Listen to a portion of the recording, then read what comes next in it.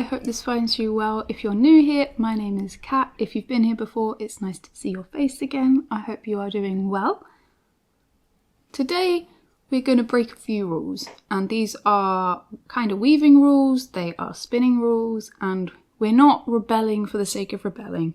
We are rebelling to learn. We're not trying to waste fibre. This fibre is quite special to me.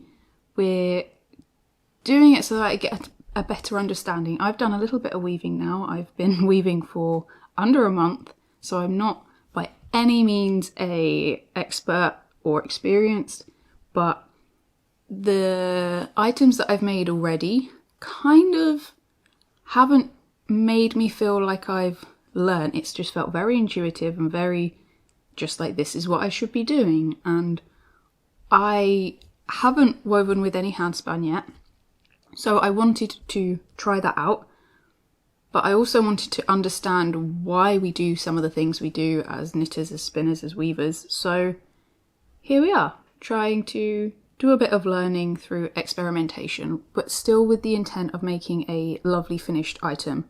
And that finished item will be, hopefully, a hand-spun, hand-woven piece of fabric that will either work as a shawl or as fabric that I can then use into a garment or a bag. The fleece that I'm going to use is from Black Jacob and alpaca. Very cool. The Black Jacob is from a farm just a few miles down the road from me, and I've used their fibre a little bit before and had some spun up into a yarn. And the alpaca is from a farm close to where my parents and my grandma lives, so it's kind of like family. It's a family fibre, if you will. And I've had this fibre for a long time and hadn't done too much with it. I had intended initially to spin it up and knit a jumper with it, but I ended up casting on the jumper that I intended with a different yarn, and I'll talk about that in the future. I ended up simply washing the Jacob. I didn't wash the alpaca. I put an amount of it into a big bucket. I used some hot water and some gentle washing up liquid, gave it a rinse, gave it a rinse, gave it a rinse until like not all of the lanolin was out, but quite a bit, and to try and get rid of the worst of the veg matter and things, I carded it. I have a drum carder, and it was a really fun process. Seeing it just change, fluff up. I loved throughout this process seeing how the fibre changed each step of the way. But I digress. So once I had prepared the Jacob, I went to my alpaca and I found the black fleece and took out some of the better bits. This fleece definitely wasn't shorn in a way that it was going to be used for spinners. I don't think. There's quite a lot of second cuts. It's quite chaotic the way it was just shoved in a bag. But we're using it and we're trying to get what we can out of this fleece because A, it feels special to me, and B, it would be a shame to waste it. And some of the bits that aren't so good I will probably put into cushions and things around the house. Once I had sorted out the alpaca and the Jacob to a level I was kind of happy with, I then started carding up the Jacob on its own on the carder, and once I was happy with that, I then started adding the alpaca to blend it through. I did one kind of fail sweep of blending all of it, and then I broke it down into about 8 parts, which, if I remember, they originally, before I started carding some of it out, they weighed about 35 grams each, and I think it was about 60% Jacob to 40% alpaca. By the end of it, there was about 25 grams per bat, so I had about 200 grams of fibre. I did leave in some of the second cuts, so it is a little bit slubby, but I ended up like picking them out as I was spinning because it was easy enough to do. And once I had prepared the black Jacob and alpaca, I just put it away for 6 months, intending to spin it into this jumper. That didn't happen. Of course Audrey wants to go out. And then what happened was I finished my spinning project that was on my wheel, and Alex was actually using, Alex is my husband if you're new here, he was using my loom to make himself a scarf. And I thought, well, I'm not doing any weaving for a while, my spinning's done, and I'm not actively casting on new knitting projects. So it seemed the perfect time to take to my Black Jacob and alpaca blend and start spinning, with the new intent of spinning a 2-ply yarn that I can then use for my weaving.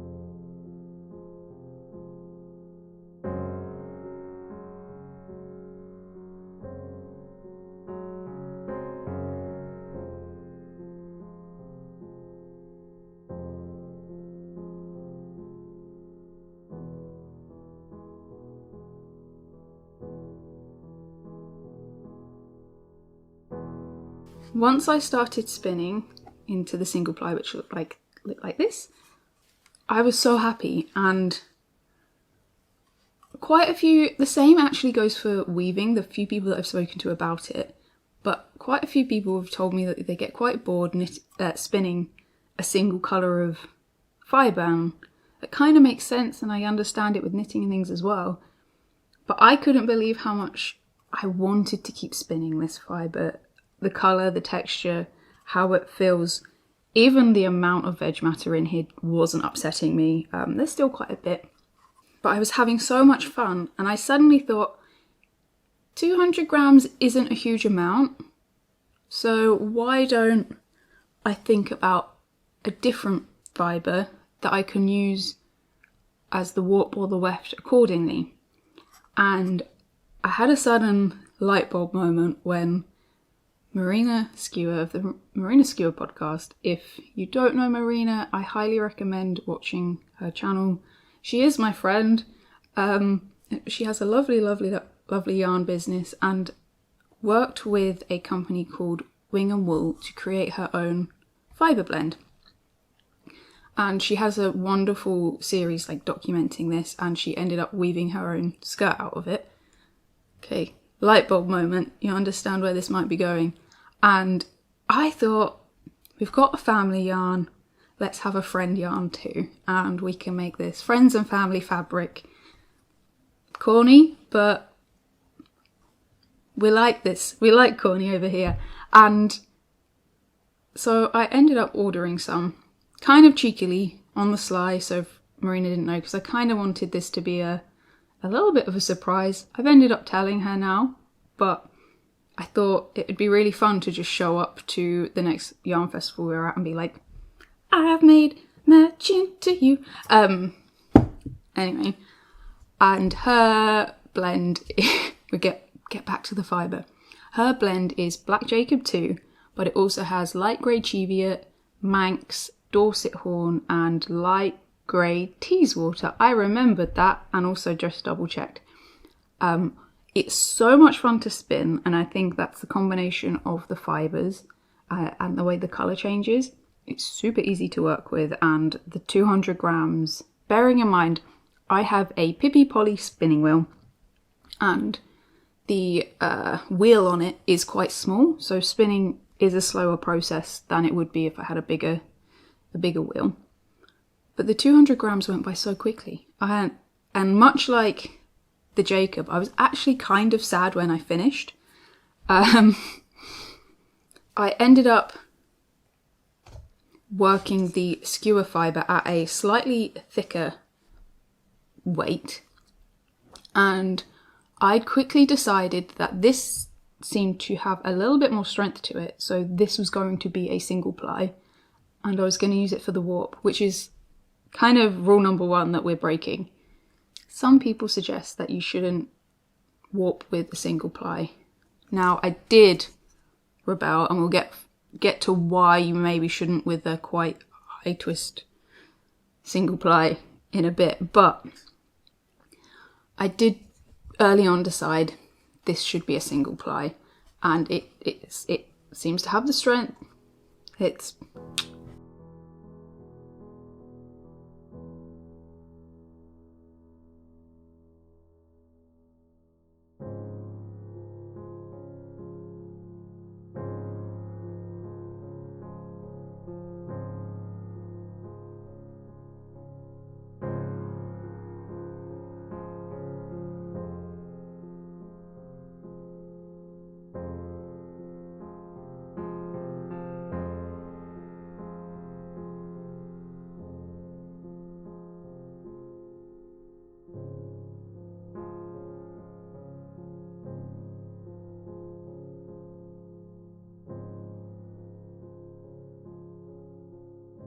once I got to a point where I had about this much on my bobbin, I thought, let's test the theory before we go onto the big loom and get upset that, you know, maybe it's snapping or whatever. Whatever the problems that could happen would happen. I didn't have access to my loom, so I decided to get out my little inklet loom, which is very cute, and I highly recommend the inklet. It is about this big. I'll show you some footage of it. And you warp onto it, and you can do plain weaving. I like it for tablet weaving, for things like belts or bag straps, that kind of thing. And my main loom is a rigid heddle loom, in case you were wondering. But I hadn't done any plain weaving on my inklet before, so I thought I'll do a plain weave to get a better idea of how the fabric will behave, if it can hold up to the tension. But I've really enjoyed that process, and I will be doing some plain weave belts for sure, or bag straps, I think. I really want to make myself a shoulder bag with a few pockets in it, and I think some plain woven fabric will be lovely for that.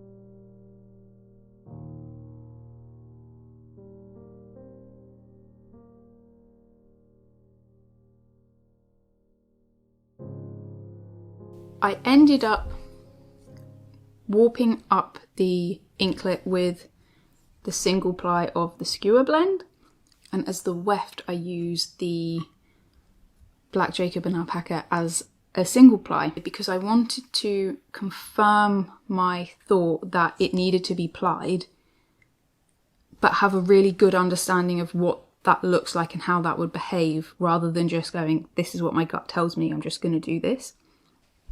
And I was really happy with the outcome. The fabric that it created was really beautiful. The way that the skewer blend blooms is absolutely divine. And I'll get you a little, okay, this one. Once I had made the fabric, I then washed it. I did put it in the washing machine on a hand wash. I did note that the end, the tassels if you will, felted together quite a lot. It just wanted to be together, so I did make a note of that, and I wasn't upset because I knew that I probably wouldn't want tassels on a shawl, or if I'm using it as fabric it's not going to matter. But that would be something that I would note in the future. If I wanted to use a single ply, I might consider only hand washing the fibre or even steam blocking it and calling it a day. I then had a little think and thought, well, I could save this belt, this fabric, and put it into a project, or because I know I'm going to Wool in Garden City, which is a lovely little event locally, I could make tiny little gifts for people. So I made these little key fobs for people that I'd either bump into or friends that I knew I was going to see. And I will talk about Wool in Garden City in a later episode, but if you are in the Hertfordshire or Buckinghamshire area or anywhere near Welwyn Garden City, it's there until I think the 28th of January, and it's just really nice. There's about 20 different stall holders, small makers. Really, really lovely.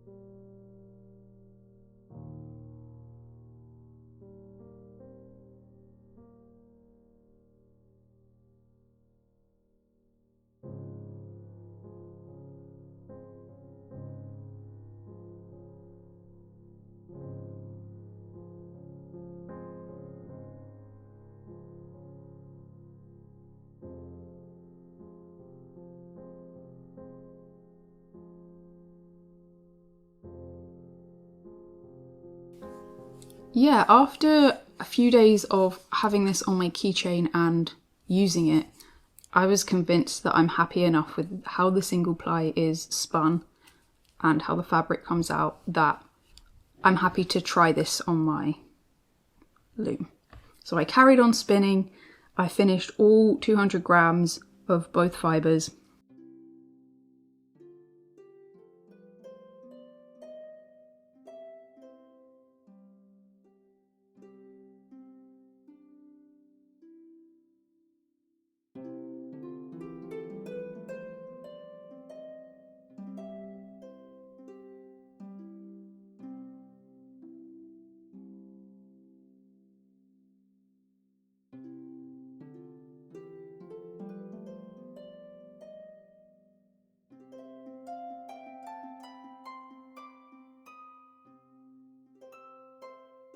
Kind of just carried on spinning and thought more and more about the project. I haven't think I'm constantly deepening my practice the more I feel connected to the projects, whether that's, you know, someone very kindly sending fibre my way, like Lovely Cozy Posy Yarn Co, and really spending time thinking and getting to know that person as I'm doing it, or, you know, the fleece physically being close to where I live, and, you know, thinking about family and friends as I'm doing it. It's just felt really nice. It's felt, again, right. I feel held by this craft and feel like even when I'm sat alone, I've got a little community around me. I don't know how to describe it. It just feels good. Sorry for the... Yeah. It just feels good. Really good. I then decided to warp my loom before I plied to the alpaca. There was a couple of reasons for this. One being that I only have 3 bobbins. If I wanted to ply the alpaca, I'd have to ply it on top of the skewer blend and it might not fit on, and also then I couldn't warp the loom right away. And I didn't wash any of my yarns before using them on the loom, which is, again, maybe okay. It's good. The yarn hasn't bloomed yet, so you get more of an excitement when the fabric's finished and finally washed. But you also won't get as accurate representation of it, and there will be a lot of twist in it and make it much more difficult to work with. And there's a good school of thought, and from what I've read and seen, actually letting the fibres rest is also a really good idea. And I didn't not do this because I didn't want to have patience, but by this point I had already seen that I was doing so many things that were kind of not as you should, that I thought I want to experience why, and again get that understanding and first-hand knowledge rather than second-hand knowledge. I think when I started knitting, instead of, you know, going and listening to too many videos saying don't try brioche, don't try steeking, like do this as a new knitter, I just tried things. And I feel for me that's the way I learn best, is through experiencing, because actually steeking's not that scary, brioche isn't that hard, it's a combination of knit and purl. The learning to read your knitting might be a bit more difficult, but that, if you've got the knowledge to know to do that, you can actively learn that, and therefore knitting becomes easier and more accessible to do the more intermediate techniques, if that makes sense. And I feel like that's the same with weaving for me. I don't want to necessarily do too much ahead of time to put myself off or make myself nervous or have any anxiety with something that just feels so natural and right. Does that make any sense? Does anyone else experience that kind of feeling? So having looked at my fibre and doing a little bit of checking of wraps per inch, which is the wraps it would take for the yarn to go round 1 inch basically, which is a really good identifier of your yarn. I opted to use my heddle with the wider slot that it came with. I was convinced that with the basic maths that I did, that would give me closer to the fabric I want, and I would definitely have enough yardage, and I wouldn't get upset about not completing the project, if that makes sense.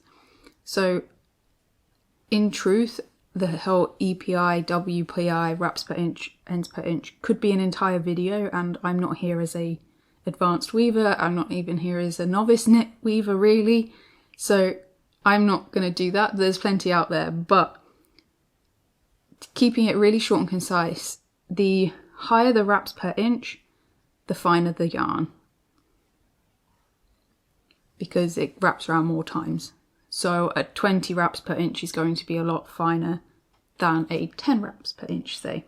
So when you're figuring it out, you're basically going, hey, for a basic understanding, the higher the number of the EPI on the heddle, generally you'll use a finer yarn and have more wraps per inch as well as ends per inch, making a slightly tighter woven cloth. But if you use one with a larger EPI, you'll likely use a larger weight of yarn and have a thicker cloth. But the fun part of the process is deciding, do you want a drapey yarn? Do you want a dense yarn? How do you want it? And you might opt for a fine yarn, but you might use a heddle with a lower number of ends per inch, so it will be much drapier and sheer. Or you might use a slightly heavier weight on a narrower ends per inch heddle, but you'll make a denser fabric. But like, you have to, obviously, there's so much to it, so like, you don't want to put a yarn through the heddle that's just going to be chewed up, because it's so thick that the sides of the plastic are like scraping along it. We don't want that. Which is a way I did actually check this yarn. This bit's a bit sketchy, but I basically took a piece like this and rubbed it through the heddle to mimic the movement.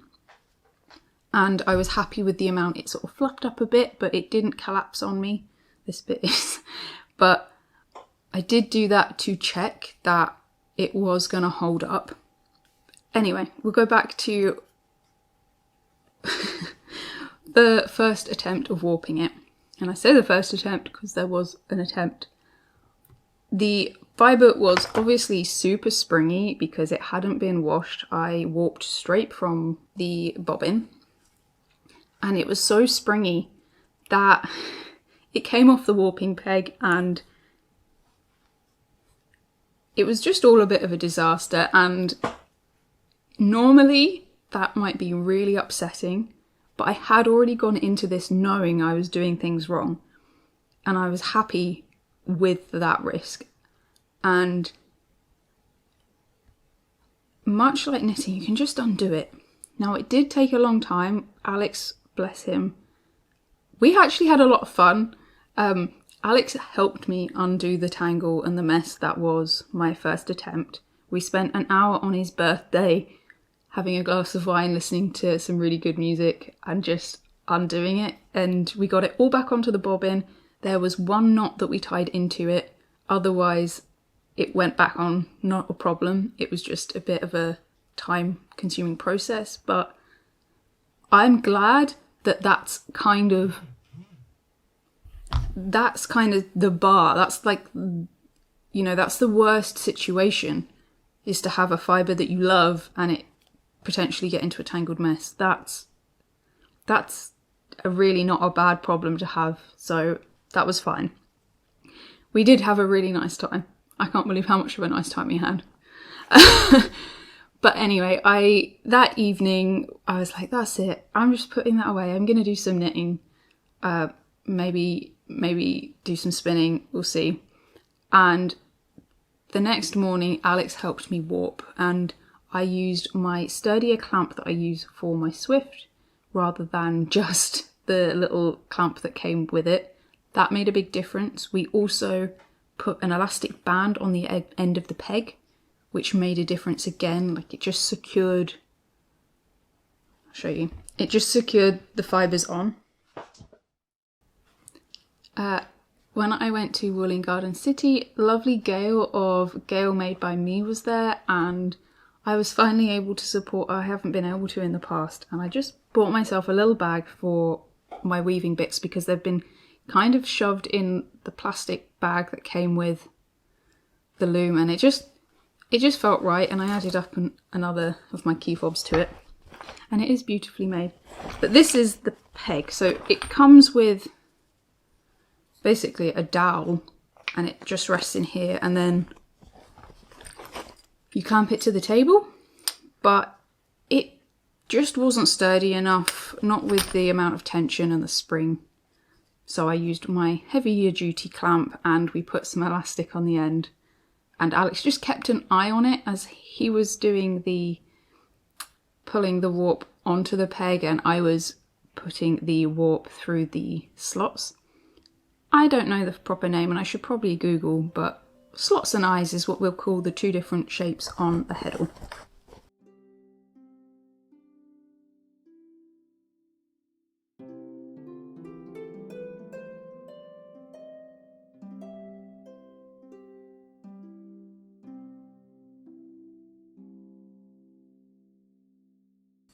This is the heddle that I used, and we'll call these the slots, slots, and these the eyes, the little dots.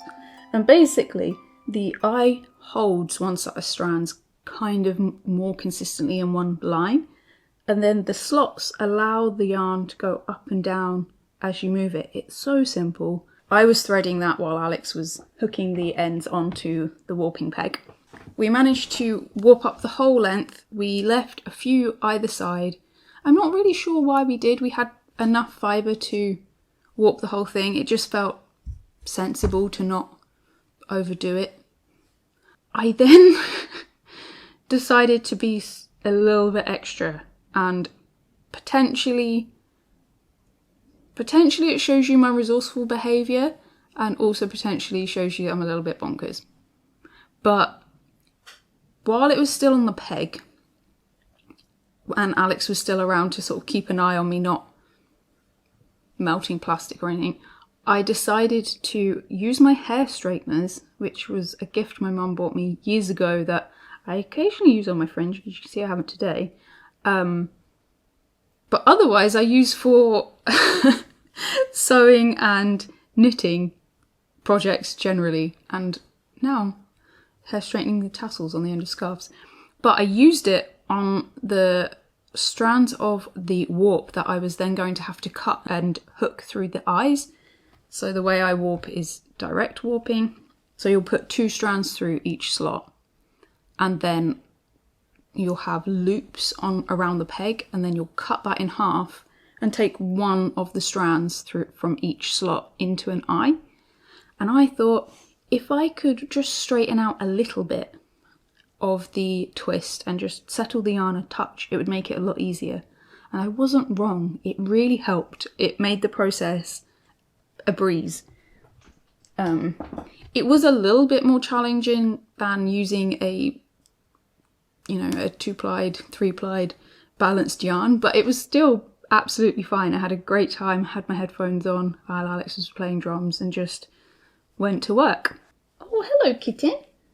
Once I was ready to weave, I hadn't done any plying still because I wanted to see what the single ply would look like on the looser gauge and how it would behave when it was washed.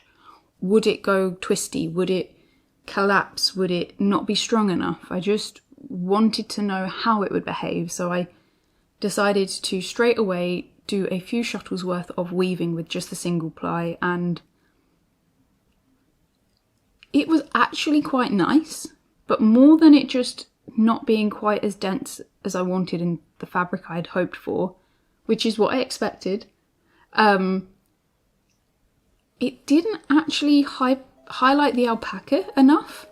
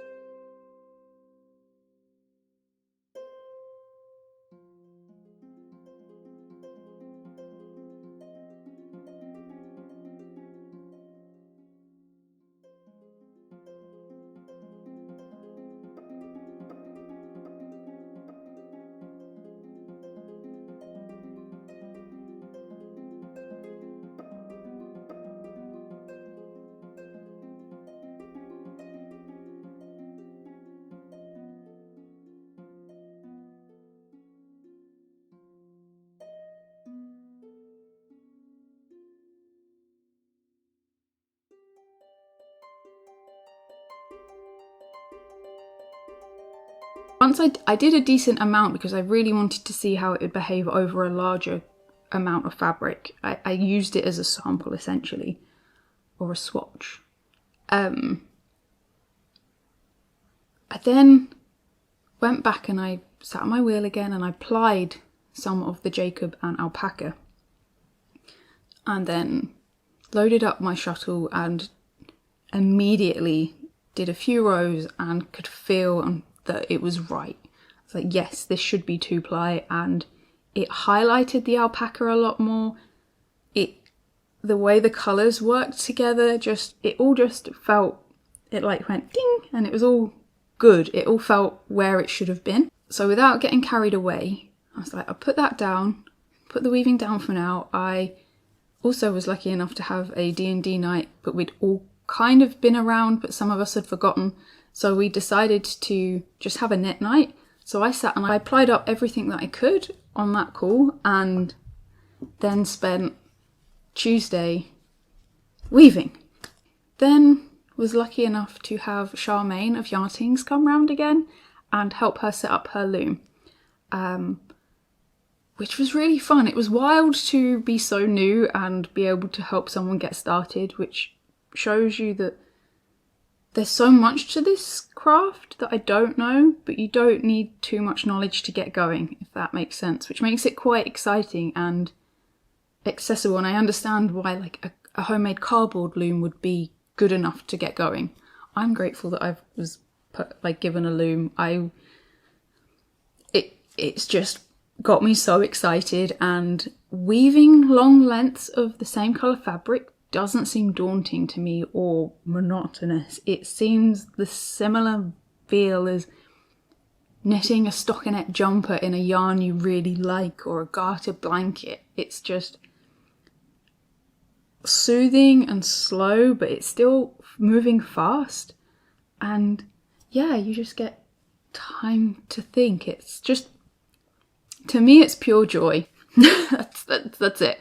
While Charmaine was still here, which was really nice, I got to finish my fabric. It didn't take me that long. It's not a huge piece of fabric.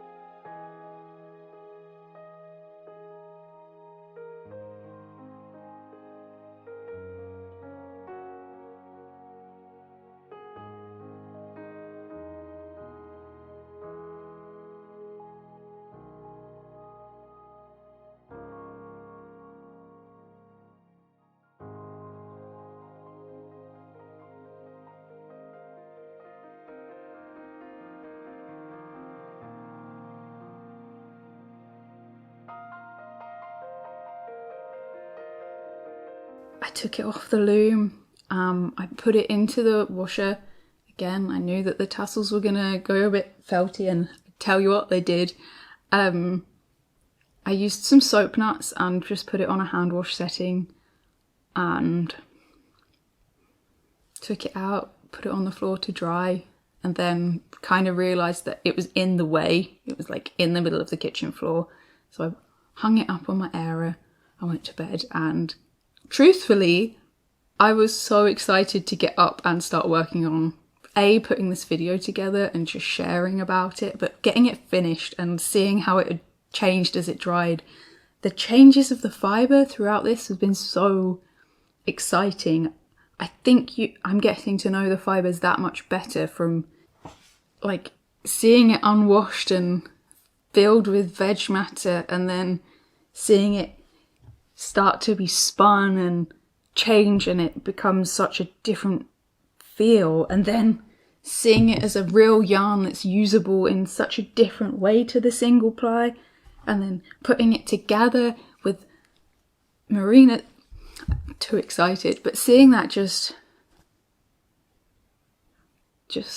so good. I can't express it enough. I can't wait to see how this fabric changes. For now, I'm going to leave it as a shawl. It might be that I eventually turn it into a garment, but truthfully, I don't think I will. This is actually the perfect size shawl. I thought I would want it bigger if it was to be a shawl, but it actually seems a perfect size. It's a really lovely weight, and I'm gonna have a nice shawl pin soon, but I found a kilt pin in the house, and that has been perfect. I also have a really cute brooch, a thistle brooch, that I should use more.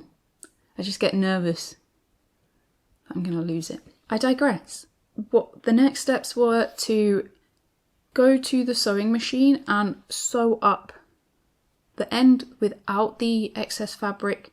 I just sewed along the edge, but the end with the excess fabric, the single ply section, I did 2 rows of zigzag stitch before then cutting it up, just so that I could keep the fabric and cut it off.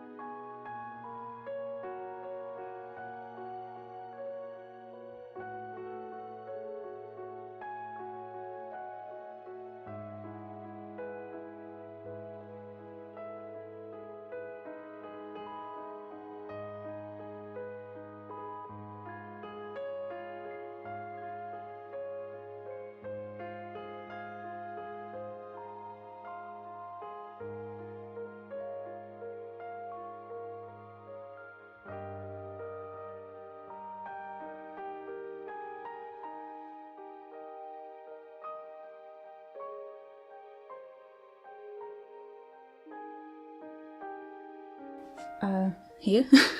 So you can see these little loosey-goosey tatty tassels. That reminds me of the only nativity I remember being in, where I was tatty tinsel. It's good for you. But yeah, they could be undone, truthfully, like it comes apart quite easily, but it's not my vibe. I'm not really a tatty tassel person. But this fabric is really nice. It's got a lovely drape. It is a little bit rickety, which was anticipated, but it seems strong enough. It's got a lovely drape to it. And I thought I would save this, to maybe put into a weaving scrapbook that I might start, like a project book. Or I might use it for something. It's a really nice little bit of fabric. Oh, it smells so good.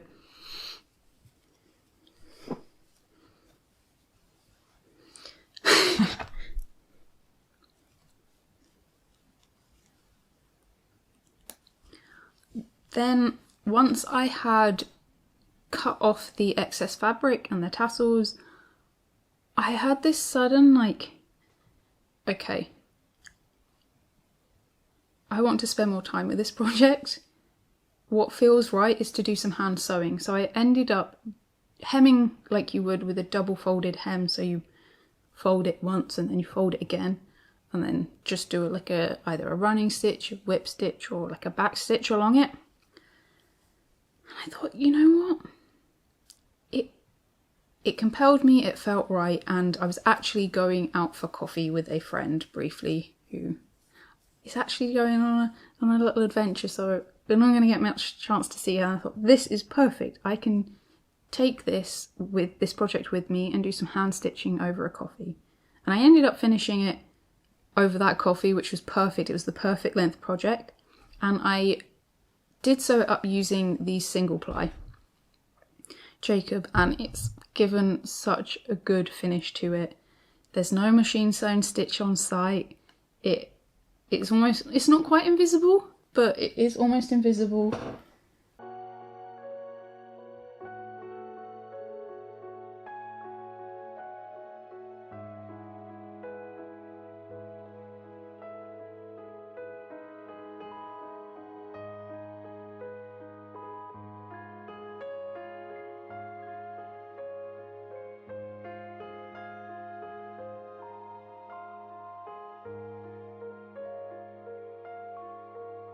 This is the kind of right side, if you will, and this is the wrong side, if you will.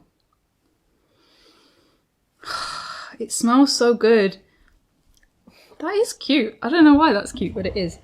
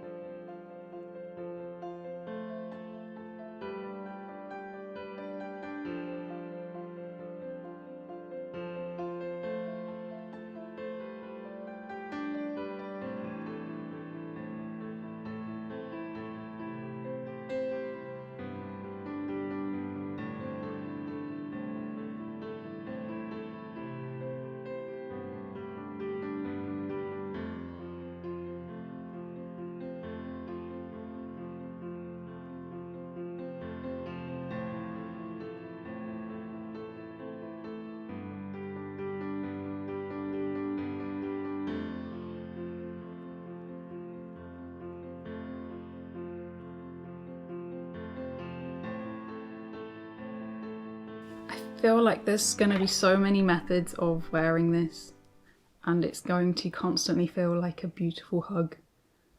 I honestly, I can't find the correct words to express how joyful this project is. It is one of the favourite things that I've ever made. I will keep checking in with how it wears, because I think that will be interesting. I do think it's got it's the perfect drape, but it's sturdy enough. I can't believe I did this.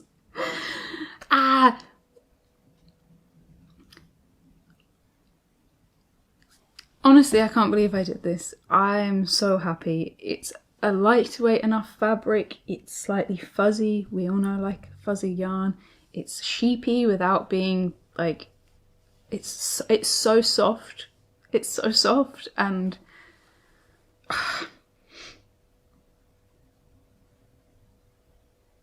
yeah, I loved putting these fibres together and the creation of this fabric. And I don't want to get too carried away and think I'm going to do all these things, but I am really excited to do more and learn more in this way in the future. Not necessarily doing as many silly steps as I did, but trying more and more ways of working and working with different breeds. And I think that is more the direction that I would like to go. I've been wanting to do that for a while, and I have been doing it in small stepping stones, but that feels right for me. I did mention previously that I was thinking about spinning the yarns in opposite directions, and I didn't know that was a thing, but a few kind comments told me that it was, and it's quite an historical thing. So that's something I do want to try, and Gillian Eve has done a great video on that, which I was linked to, and I'll try and put that down in the description doodly do. But that was quite exciting actually, to like guess a theory and it to be a thing that is a thing that's been done for centuries. And having watched that video, I kind of really want to feel that fabric in my hand, so I think that will be something that I do work on soon. But I'd also really like to weave enough fabric to make a cloak. Like, think Hobbit cloak, that kind of style, because I wanted to felt a cloak out of fleece for a while because I didn't have access to a loom, but now I do. I feel like that would be a wonderful project. I have a cloak at the moment that I love, but it's pretty obnoxious. It looks like I'm taking a picnic blanket out, which is fine, that's a look, but it's not very, it doesn't feel very me. It's lovely and cozy. I bought it in a charity shop years ago when I was too cold because the weather dropped quickly. And I've worn it ever since and actually used it as like a wearable picnic blanket. Literally, when we've gone out on picnics, I've just thrown it on, because then it doubles up. You just put it on the floor and then put it on and walk off with it. But I'd love to make one with a big hood, and that would be something I'd like to do in the future. But anyway, all the fun, all the excitement. Thank you so much for coming along on this little tiny, humble adventure with me. I had so much fun, and I really can't wait for the next one. Gosh, it smells good. With that, I hope to see you again really, really soon. I hope that whatever projects you're working on, if you are, they are bringing you some joy.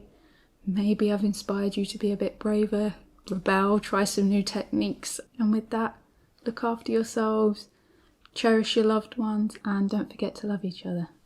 I love you!